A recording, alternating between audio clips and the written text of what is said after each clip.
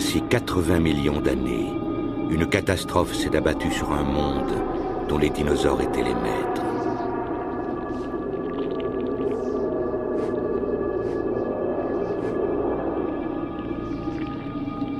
Elle a pris la forme de vagues de sable et de vent qui ont enseveli vivants tous les animaux.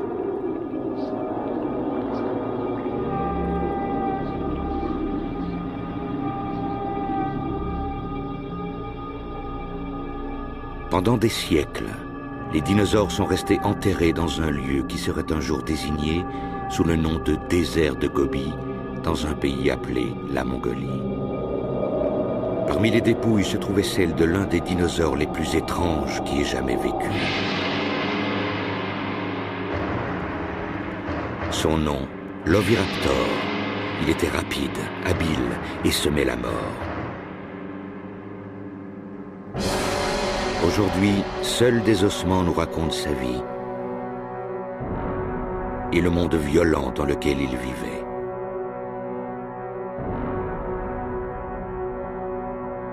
Ces ossements ont levé un coin du voile sur cette époque reculée.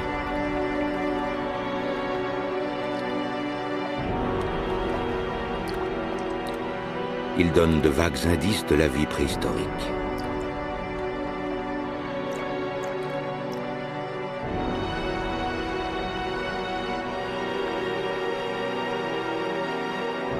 Mais l'histoire ne s'arrête pas là. Les vastes étendues désertiques de Mongolie cachent d'autres secrets. Aujourd'hui, une ambitieuse expédition fait route vers ce désert lointain pour découvrir le monde mystérieux de l'Oviraptor.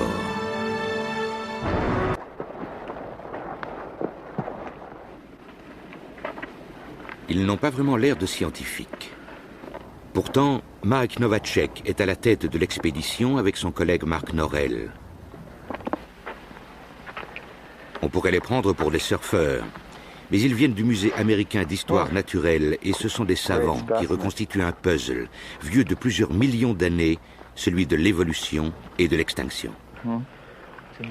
Pour moi, l'importance de tout ceci est évidente. Mon implication émotionnelle est grande. Je ne peux pas m'imaginer que la connaissance de notre histoire, de nos origines, est sans valeur pour l'expérience humaine. Pouvez-vous imaginer de vivre à la fin du XXe siècle et de ne pas savoir qu'il y a vraiment eu une extinction? Il y a aussi tout simplement cette sensation de découverte. Je veux dire que chaque ossement retrouvé nous révèle quelque chose sur le monde d'il y a 80 millions d'années, ce qui est assez fabuleux. Avoir une vague idée de l'histoire, savoir un peu à quoi le monde ressemblait et quelle transformation il a subi, je pense que cela donne d'autant plus de valeur à notre existence.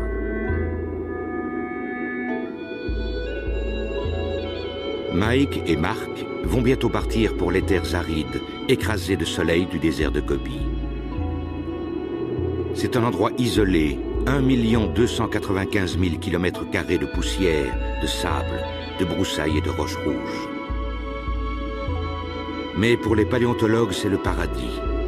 Car c'est ici que les oviraptors ont vécu, qu'ils sont morts et que la Terre les a gardés intacts pendant des millénaires.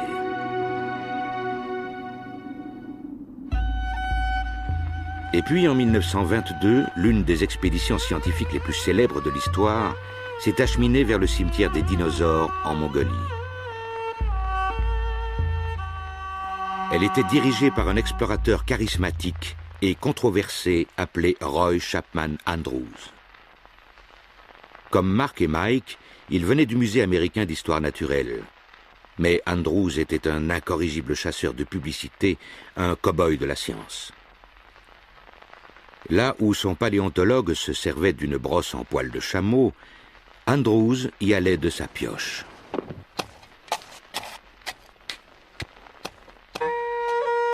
Mais il a découvert l'un des champs d'ossements de dinosaures les plus fertiles au monde. Il est rentré aux États-Unis avec une collection de fossiles spectaculaires et une filmographie d'images époustouflante.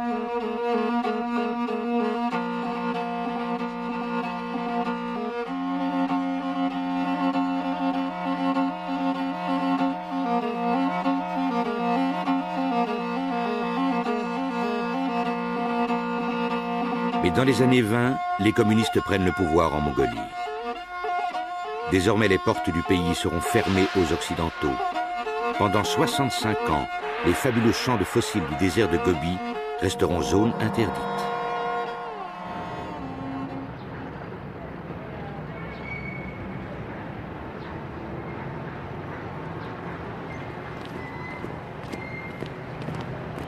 Aujourd'hui, tout a changé. De la domination russe, il ne reste que des traces symboliques. Enfin, les scientifiques occidentaux peuvent revenir. On ne prend pas ces oignons? Non, ils vont pourrir, ils pourrissent en 2 jours. Mark et Mike ont été parmi les premiers scientifiques à bénéficier d'un droit d'accès. Ils partent pour leur 6e expédition avec l'Académie des sciences de Mongolie. 3 kilos? 3 kilos.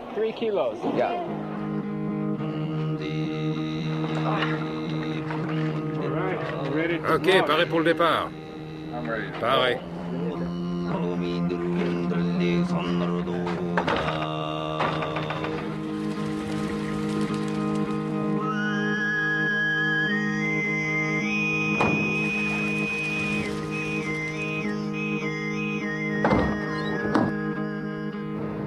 Ils ont juste assez de provisions pour un petit mois et un long chemin à faire sur les traces d'Andrews, en route vers l'une des plus grandes concentrations de fossiles au monde, dans un endroit appelé Ukhatolgod.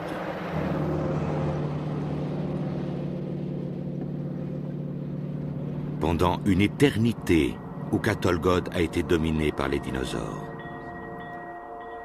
On peut s'imaginer l'histoire des dinosaures comme un grand empire qui s'est maintenu pendant quelques centaines de millions d'années.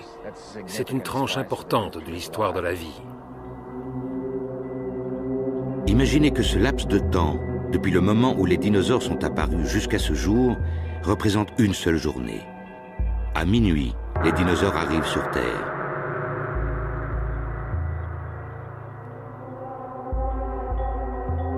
À midi, ils y prospèrent.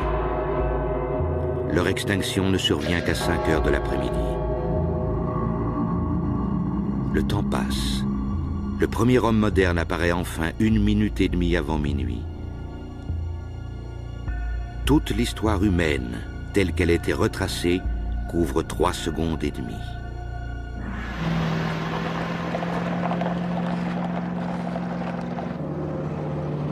Dans le désert de Gobi, le temps semble s'être arrêté. Le désert de Gobi est un territoire immense, pratiquement dépourvu de ressources vitales.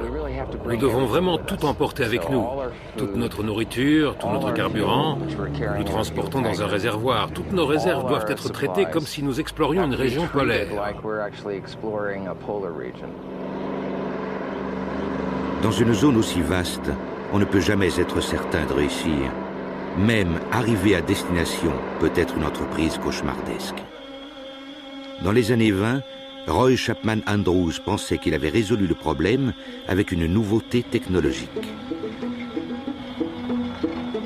Lorsque l'on a annoncé que nous allions tenter une exploration scientifique du désert de Gobi avec une caravane d'automobiles, c'est tout juste si les gens n'ont pas dit que nous étions fous. Dans ce pays, on n'avait utilisé que des chameaux. Nous avions 40 hommes, 8 voitures et 150 chameaux pour transporter les provisions.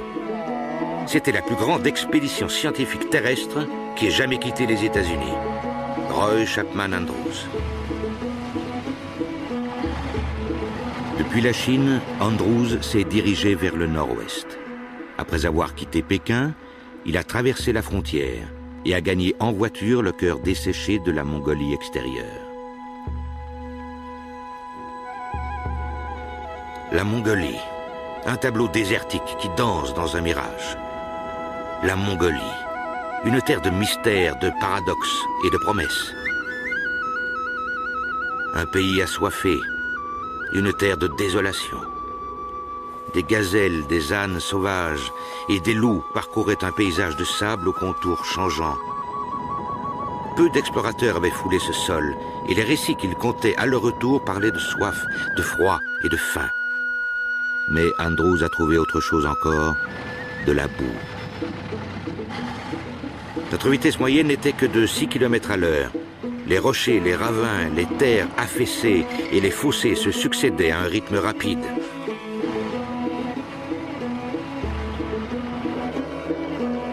pourrait s'imaginer que de nos jours, les routes sont meilleures. Ce n'est pas le cas. Et même les jeeps modernes ne sont pas faites pour un désert comme le Gobi.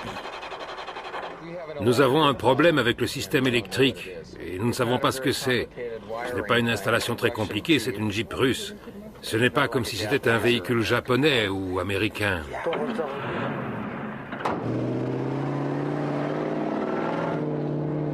Ça y est, ils sont partis. Mais maintenant, c'est un camion qui fait les siennes. Un piston, hein?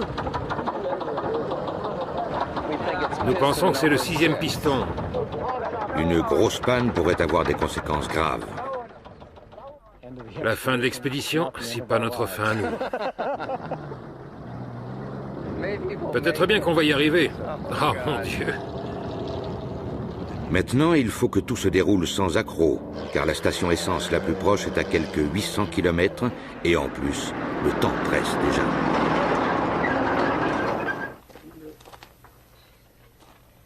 Oh, nous avons quelques problèmes mécaniques. Nous pensons que ça vient d'une pompe à carburant, mais nous ne sommes pas sûrs. Ça pourrait faire mal. Je crois que j'ai rentré ce truc-là dedans sans le tourner convenablement. Peut-être que nous allons le remorquer ou l'abandonner. L'abandonner, il faut qu'on y aille. Nous ne pouvons pas rester ici plus d'un jour.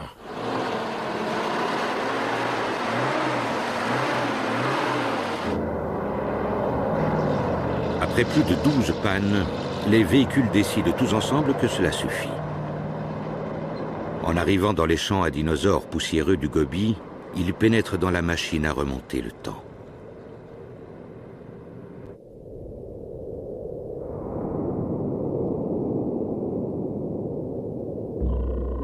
Les dinosaures font leur première apparition il y a 230 millions d'années dans un monde totalement différent.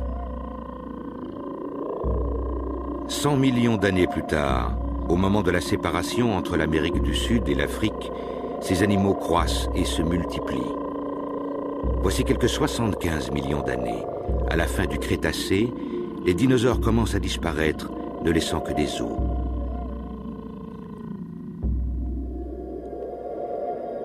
Leurs os ont fait moins de chemin que les continents.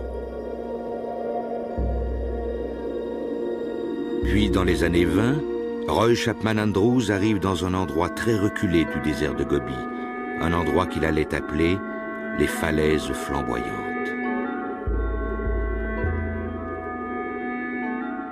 C'était un endroit plein de promesses.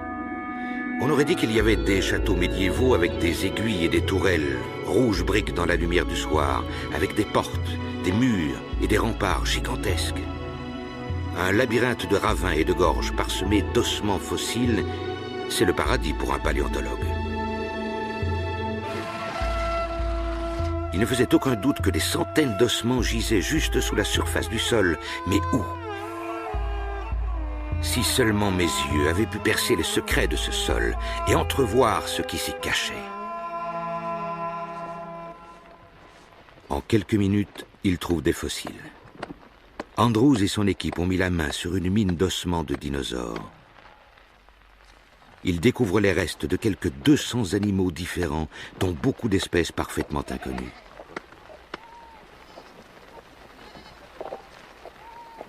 Les fossiles révèlent un monde étrange et terrifiant aux yeux d'Andrews. Les dinosaures étaient le genre de créatures que vous vous seriez attendu à trouver sur une autre planète ou au détour d'un cauchemar.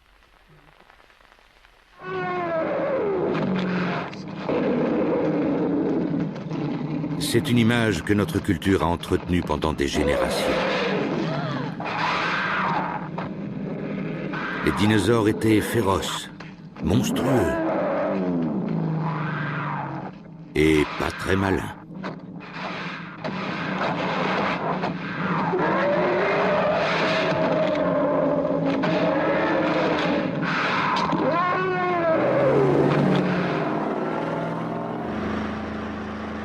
L'étonnant champ d'ossements du Katolgod a donné naissance à bien des idées nouvelles sur les dinosaures. L'équipe a découvert ce site il y a 3 ans. Aujourd'hui, pour arriver aux dinosaures, il leur suffit de retrouver l'endroit.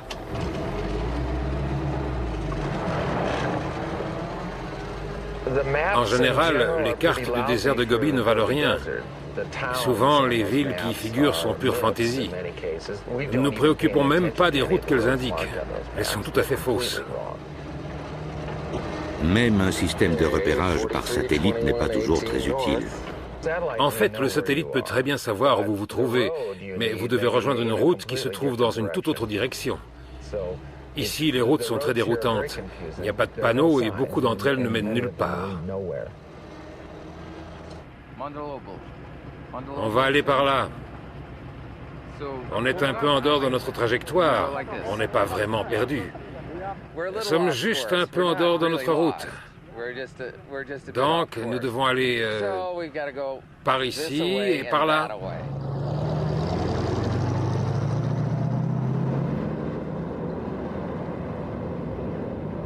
Parfois, il faut faire demi-tour pour avancer. Roy Chapman Andrews, lui aussi, a passé bien des jours à errer dans le désert. Mais à la fin, il est tombé sur une découverte qui a stupéfait le monde entier. Un membre de son expédition est littéralement tombé sur un maillon essentiel de la grande chaîne de la vie. Le 13 juillet, George Olsen a fait savoir qu'il avait trouvé des œufs fossiles. Nous n'avons pas pris son histoire très au sérieux. Néanmoins, nous étions tous suffisamment curieux pour aller avec lui inspecter sa trouvaille. Aucune erreur n'était possible. Notre paléontologue a finalement déclaré « Pas l'ombre d'un doute, messieurs. Vous contemplez le premier œuf de dinosaure jamais trouvé. »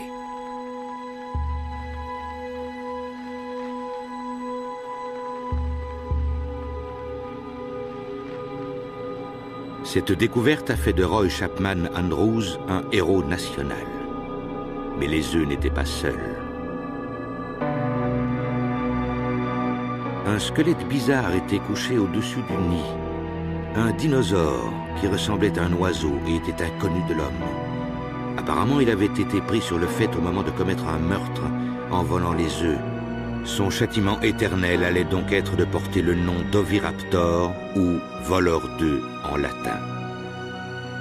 Il allait falloir des années pour que l'on découvre l'étrange vérité au sujet de cet animal que l'on avait appelé Oviraptor.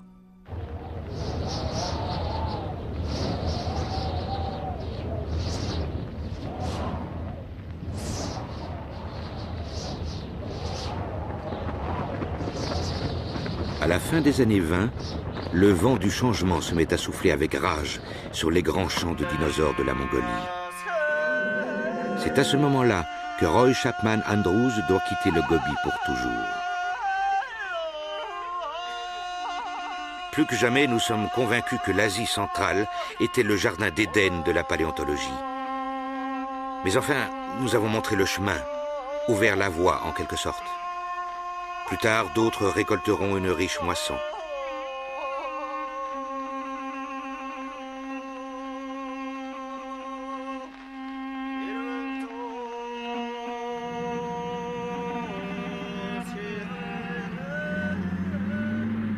Des dizaines d'années plus tard, Mark et Mike espèrent trouver les trésors qu'Andrews a laissés intacts dans le sable.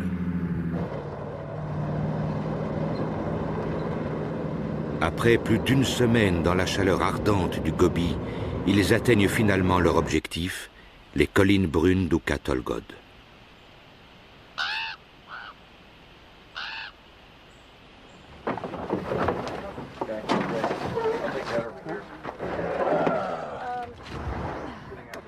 Avec tous les retards, ils n'ont plus que 2 semaines pour travailler. Voici l'endroit dans lequel ils ont mis tous leurs espoirs. Avec un peu de chance, les sables se sont déplacés et d'autres ossements ont été mis à jour. Mais même à ce niveau-là, rien n'est sûr. Dans le Gobi, l'échec est possible. C'est un territoire gigantesque, une immense étendue. Il y a beaucoup de rochers, mais ils ne contiennent pas tous des fossiles. Vous pouvez avoir l'impression d'arriver au plus fantastique réservoir de découvertes que l'on puisse imaginer et ne pas trouver le moindre os.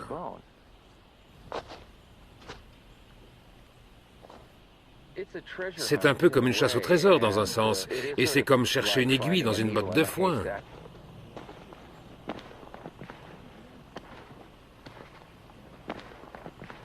Mais ce jour-là, c'est immédiatement la découverte et l'euphorie.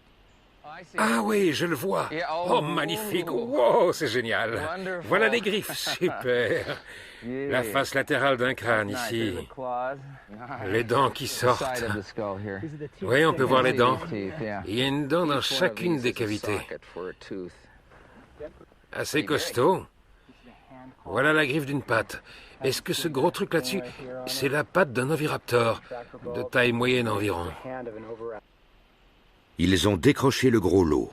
Parmi leurs premières découvertes, il y a des oviraptors, les créatures qu'Andrews connaissait sous le nom de voleurs d'œufs.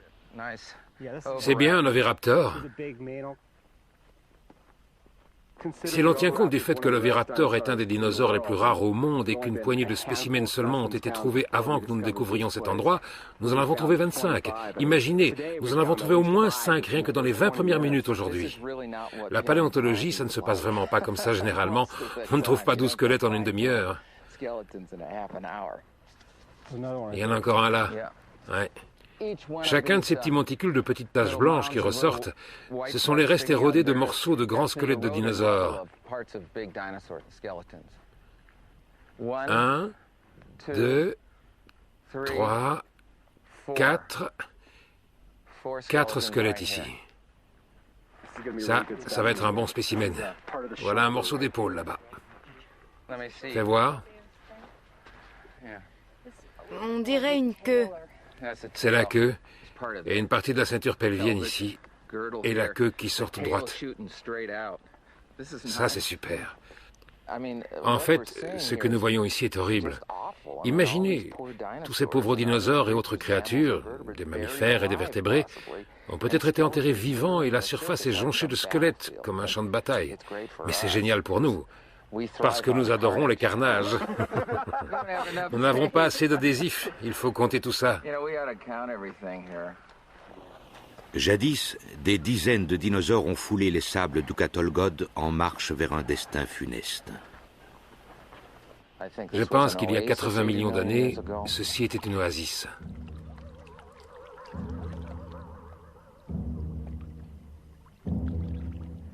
Des dinosaures et d'autres vertébrés par dizaines et dizaines qui se rassemblent près d'un point d'eau peut-être.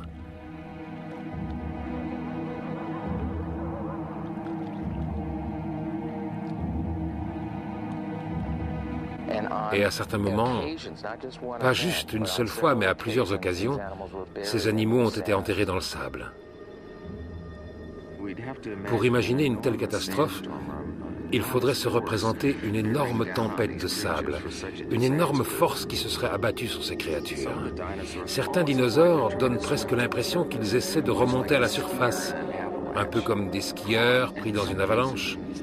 Ils ont été pris au piège alors qu'ils tentaient de sortir de cette avalanche, ou de ce grand mur de sable qui les a engloutis. Peut-être qu'ils sont morts asphyxiés dans le sable. Hé, je viens juste de balayer là-bas. Tu es de nouveau tout sali. Je mets toute ma fierté dans mon travail. L'année prochaine, nous amènerons des mini-aspirateurs. Les tempêtes de sable de la préhistoire ont enterré des dinosaures à tous les stades de leur vie. Lors de leur première expédition, Mark et Mike ont fait une découverte sans précédent, un nid contenant des œufs. Et dans l'un des œufs, il y avait un embryon. L'embryon d'un oviraptor, un dinosaure sur une demi-coquille.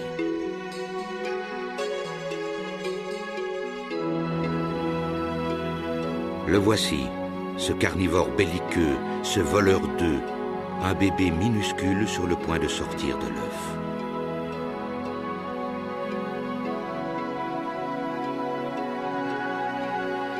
C'était une découverte importante, un moment secret du tout début de cette étrange vie de dinosaure.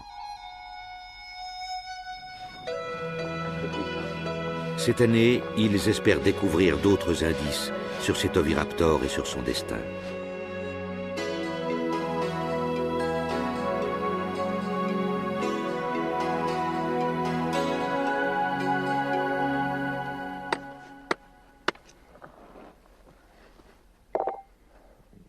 Tout en haut de l'arête, la tension monte.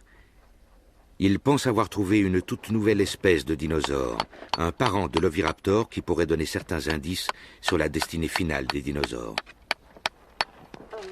Nous n'avons aucune idée de ce que c'est. C'est un très gros animal, peut-être une nouvelle espèce. Indépendamment du fait qu'il s'agit vraiment d'un bel objet, ce spécimen implique beaucoup de choses importantes. Donc, c'est exactement ce que nous voulions trouver. Enfin, nous l'espérons. Ce qui compte, c'est le squelette. Mark et Mike pensent que ces ossements pourraient contribuer à démontrer une théorie fascinante. Certains dinosaures auraient évolué. Ils auraient évolué jusqu'à devenir des créatures toujours présentes aujourd'hui.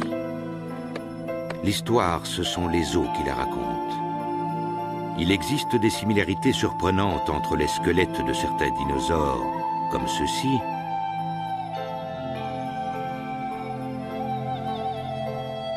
et ceux des oiseaux modernes.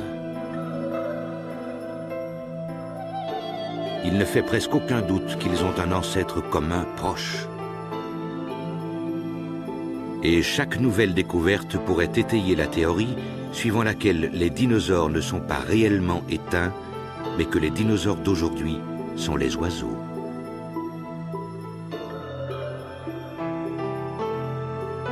Il faut envisager les dinosaures comme des animaux qui ont incroyablement bien réussi et qui coexistent avec nous aujourd'hui. Seulement, nous les appelons oiseaux. Le ciel est rempli de dinosaures.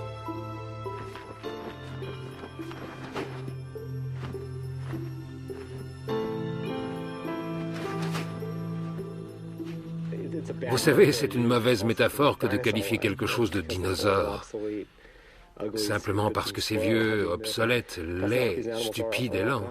Ces animaux ne sont pas comme ça. C'est comme les oiseaux qui tournent ici autour. En fait, il s'agit d'une espèce de dinosaure, et ils sont toujours avec nous aujourd'hui. Et les plus proches parents des oiseaux sont ces petits dinosaures carnivores que nous avons ramassés dans ces rochers rouges. À la fin de la journée, l'équipe nourrit l'espoir que cette nouvelle découverte contribuera à combler le fossé entre les dinosaures et les oiseaux. Le sentiment d'impatience est palpable, même si la désillusion les guette.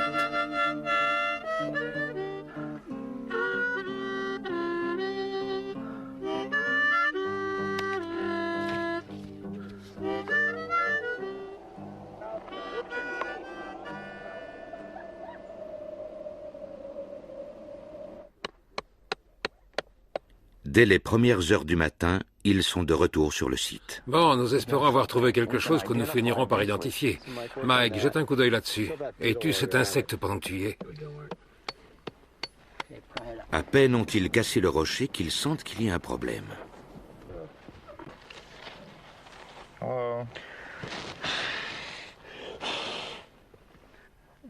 Regarde ça. Oui? Je ne sais pas ce que c'est. Un paquet de débris peut-être, j'en ai bien peur. Est-ce que ça pourrait être un thérapode? Non. En fait, ça se pourrait, mais c'est un fait inconnu de la science. Je pense qu'il y a un théropode qui est mort là. Il est parti et nous sommes en train d'exhumer un ankylosaure. Les ankylosaures sont tout ce qu'il y a de plus banal chez les dinosaures. Il ne s'agit même pas d'une nouvelle espèce et elle est même sans aucun lien avec les oiseaux. Je suis sûr que c'est un ankylosaure. Veux-tu que nous parions?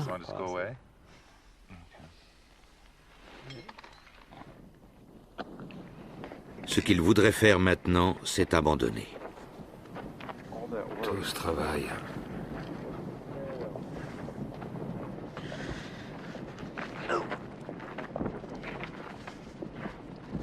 Aujourd'hui, le bilan des chasseurs de dinosaures se réduit à un zéro pointé. Enfin, parfois on gagne et parfois on perd. C'est juste que je ne me sens pas très bien pour l'instant. Je suis fatigué. Ils ont passé 2 journées pour rien dans la chaleur écrasante. Mais demain sera un autre jour, un jour meilleur avec un peu de chance.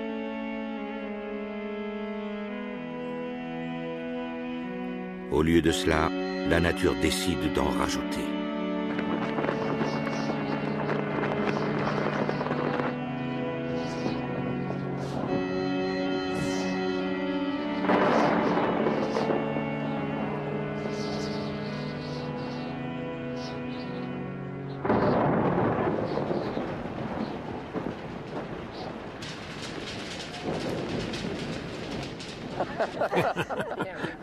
Comme diraient les Mongoliens, Igbor, il pleut.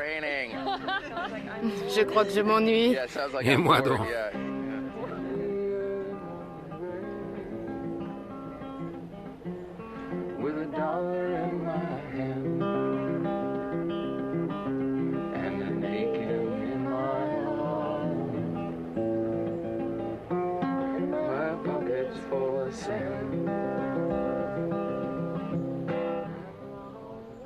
Le retour du soleil chasse la déception.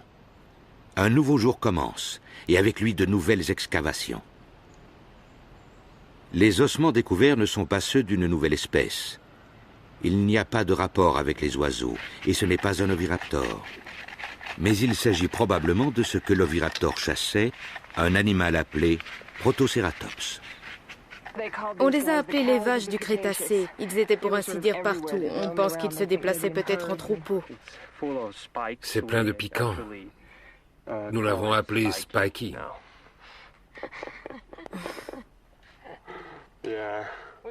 On s'est attaché à celui-ci. Voici les yeux et le museau. C'est donc le crâne vu du haut. Ceci, ce sont les pointes des joues et la collerette qui couvre la nuque ici.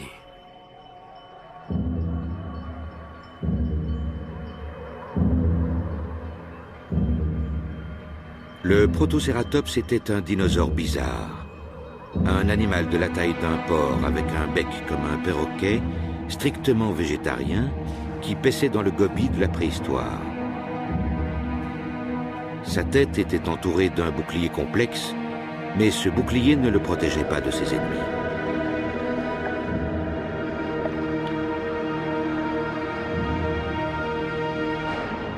Des ennemis tels que l'oviraptor.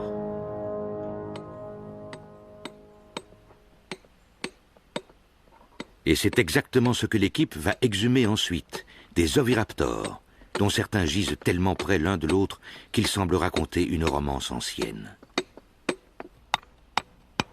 Oui, nous les aimons bien. Nous essayons de voir quel nom nous pourrions leur donner.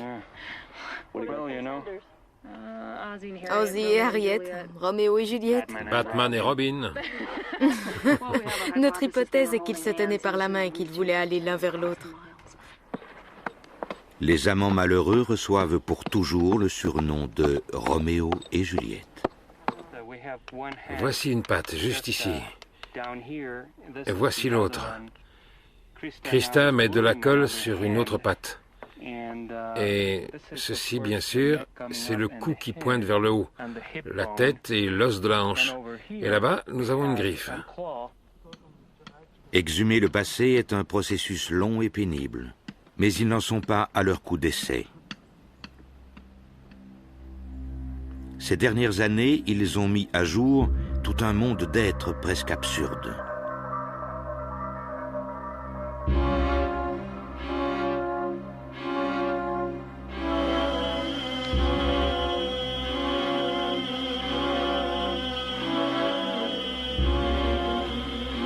Certains sont parents avec les oiseaux, d'autres même avec nous.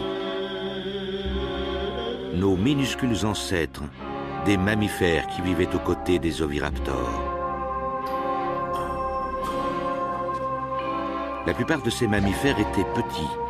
Ils ressemblaient à des souris ou à des musaraignes préhistoriques. Mais ces créatures insignifiantes ont évolué petit à petit jusqu'à devenir les mammifères de notre monde, les chats, les tamanoirs, les baleines et même les êtres humains.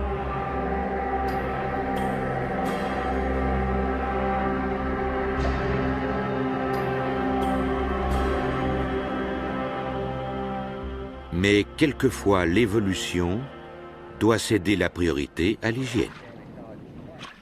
Nous n'avons pas beaucoup d'eau ici. C'est un peu difficile d'être propre. Je croyais avoir pris plus de shorts. J'ai dû faire une erreur quelque part.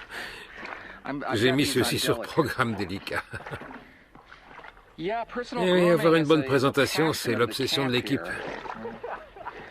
On passe beaucoup de temps à soigner notre look.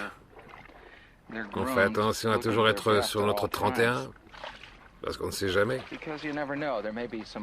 Il pourrait y avoir l'une ou l'autre cérémonie officielle à laquelle on voudra assister dans un village du coin.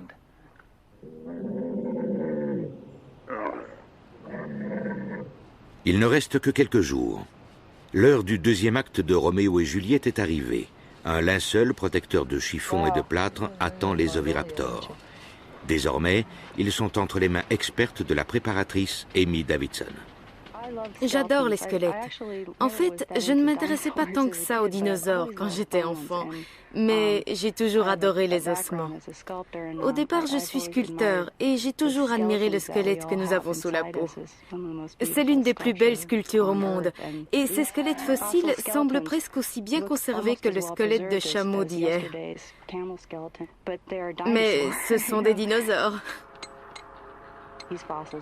Ces fossiles sont là pour l'éternité.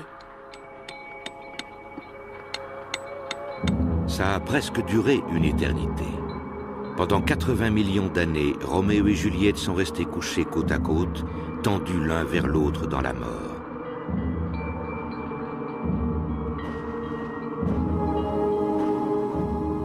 Comment était-il de leur vivant? Chassaient-ils ensemble? Partageaient-ils leur nourriture? Se battaient-ils? Était-ce ainsi que l'on s'aimait chez les oviraptors?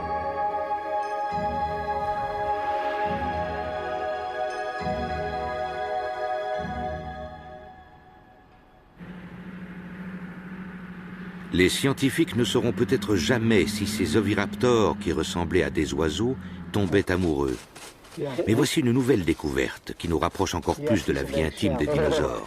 Habituellement, les paléontologues ne vivent ces moments que dans leurs plus beaux rêves. Ah oui, c'est là plus bas. Un autre oviraptor a été découvert. Puis, sous le squelette, dans la terre, des œufs. Un nid tout entier.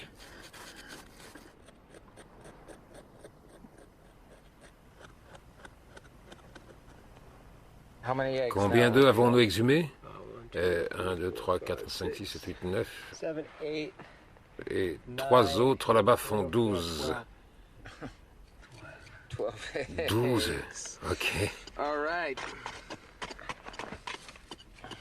Encore un autre qui sort là-bas.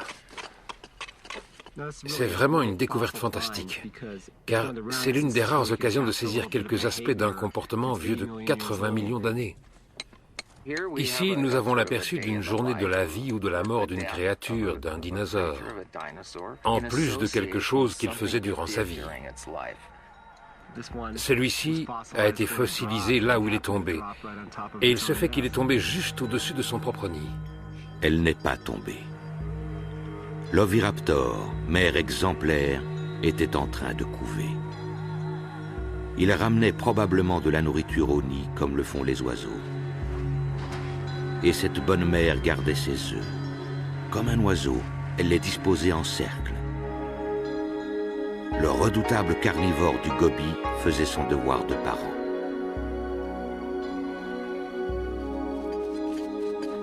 Ainsi, l'histoire du dinosaure appelé voleur d'œufs en revient à son point de départ. Les oviraptors surveillaient leurs œufs et prenaient soin du nid. Désormais, ils ne seront plus jamais considérés comme de simples créatures de cauchemar.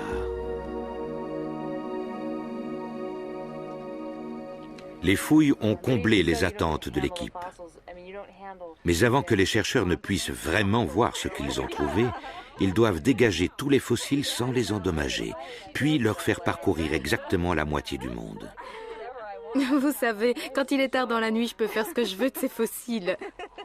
Enveloppés dans du plâtre, Roméo et Juliette sont lourds maintenant, mais aussi dangereusement délicats, comme des Rice Krispies entourés de béton.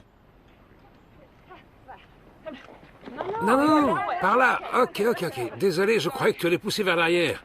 Parfait. C'est magnifique, Amy. Encore, c'est ça, ok. Rien ne s'est perdu. Très bien, Amy. Jusqu'ici, tout va bien. Maintenant, ils doivent convaincre la maman oviraptor de descendre de son perchoir.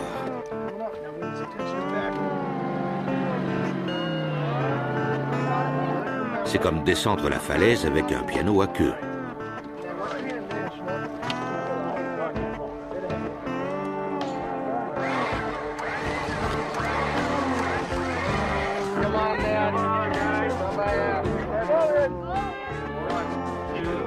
Roméo et Juliette se sont montrés tout aussi têtus.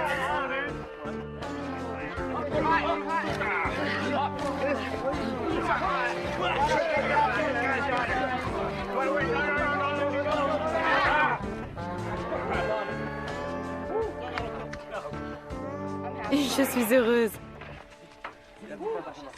S'il vous plaît, conduisez doucement.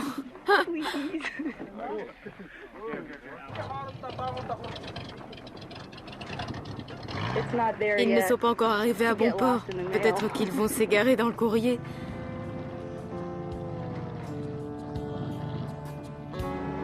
Et effectivement, ils s'égarent dans le courrier.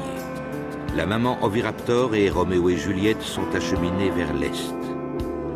Puis ils disparaissent, perdus quelque part en Chine.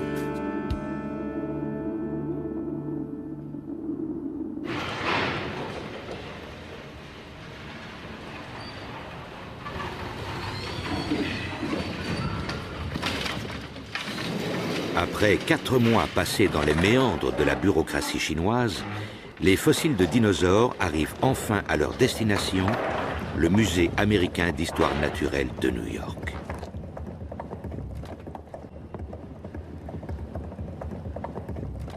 Juliette est la première arrivée. Son point de chute est le labo d'Amy, où, si tout va bien, on découvrira les secrets préhistoriques qui se cachent sous la récente couche de plâtre. Je suis vraiment contente que le colis soit arrivé. Quel parcours extraordinaire! Depuis l'été du Gobi jusqu'au cœur de l'hiver new-yorkais. Désormais, Juliette est une globe-trotteuse aguerrie. Après 80 millions d'années de sommeil, c'est la nouvelle coqueluche du quartier.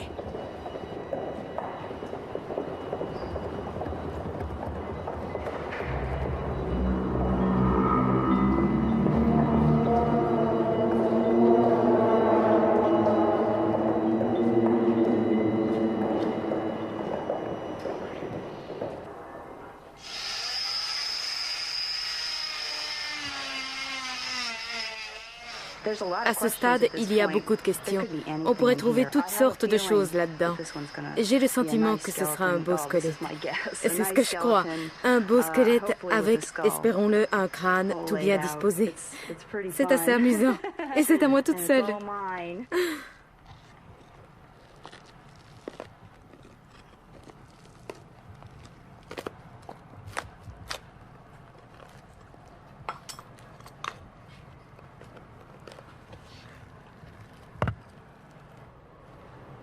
C'est un travail délicat. Tout se joue sur 1 millimètre. Oui, c'est bien. Je suis contente de ne pas avoir coupé d'os en deux pendant les opérations. C'est étrange.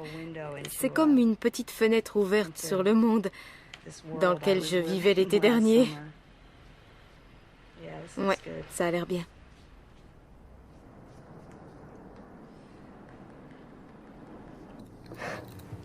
Après tout ce travail, ils ne savent pas encore si Juliette est un spécimen important, si son squelette est parfait ou si c'est une vraie ruine.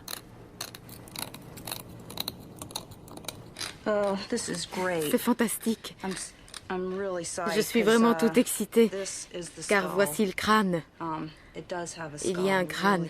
Nous sommes très, très heureux.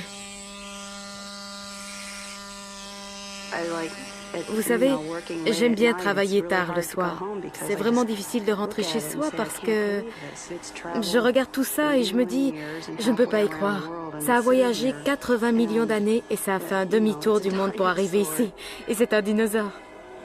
On travaille tard? Oui. Et c'est tellement beau. Plus j'y travaille, plus l'on voit ressortir cette sculpture naturelle. On pourrait dire que mon travail disparaît pour laisser place à cette belle chose qui sort de la roche.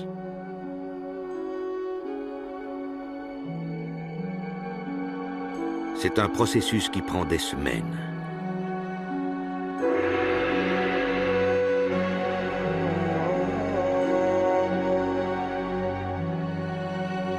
Enfin, Juliette apparaît dans toute sa splendeur.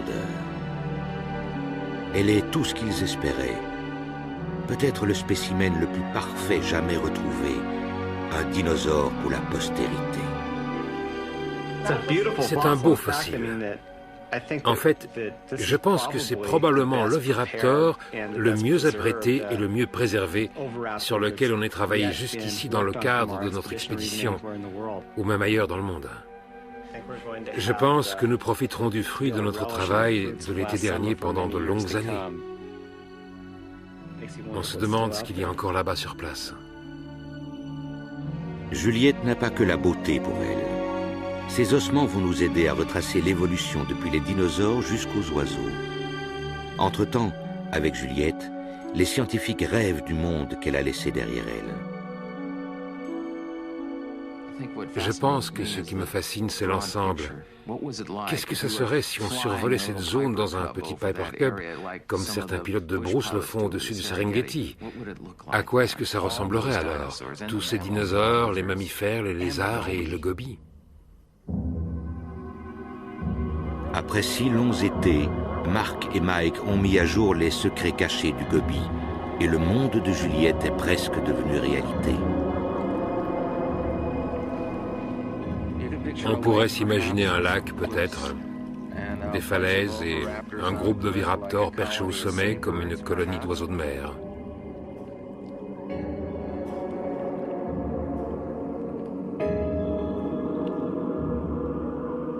Et un groupe de ces ankylosaures qui encombrent l'espace comme des tanks près de l'étang.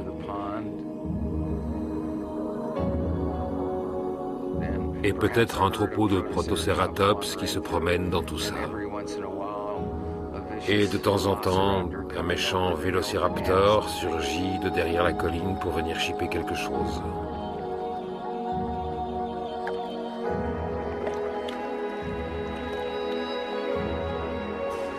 Et nous pouvons imaginer les oviraptors, Roméo et Juliette qui chassent ensemble, et la maman qui s'occupe consciencieusement de ses œufs.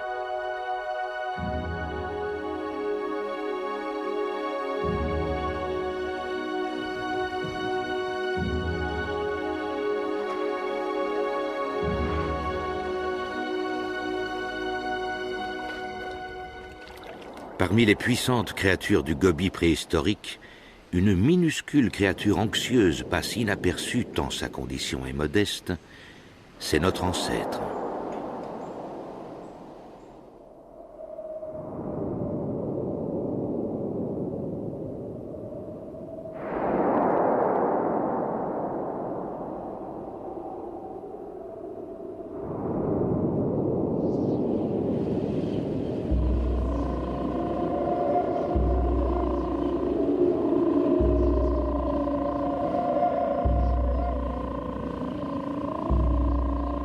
Ils allaient tous finir par disparaître de la surface de la Terre, ainsi que la plupart des êtres qui faisaient leur monde.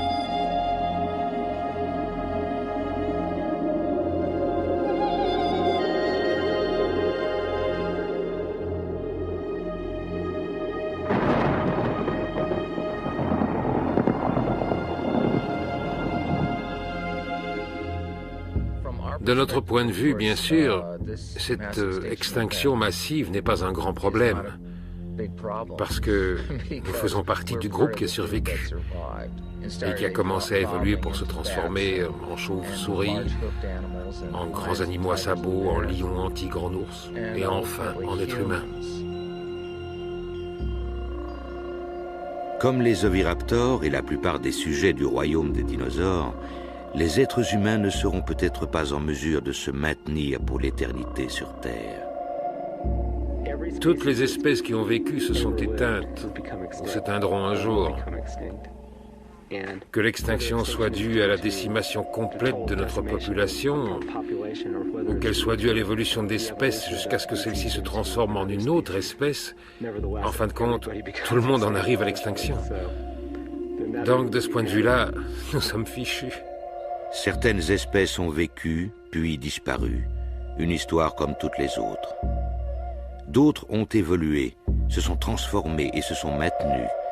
Il se pourrait donc que ces silencieux vestiges du passé renferment un message codé sur notre avenir. Les seules connaissances que nous ayons de notre passé biologique lointain nous viennent des fossiles. Et ceci nous donne une idée de ce que nous sommes, de notre place dans ce monde et de ce que ce monde pourrait devenir. Le temps est la plus dure des roches. Et l'histoire de la vie avec ses bouleversements infinis est le plus grand mystère auquel nous soyons confrontés. Mais la chance a souri à l'expédition. En plongeant leur regard dans le passé, les chercheurs ont rapproché un peu notre monde et celui tendre et violent de l'oviraptor.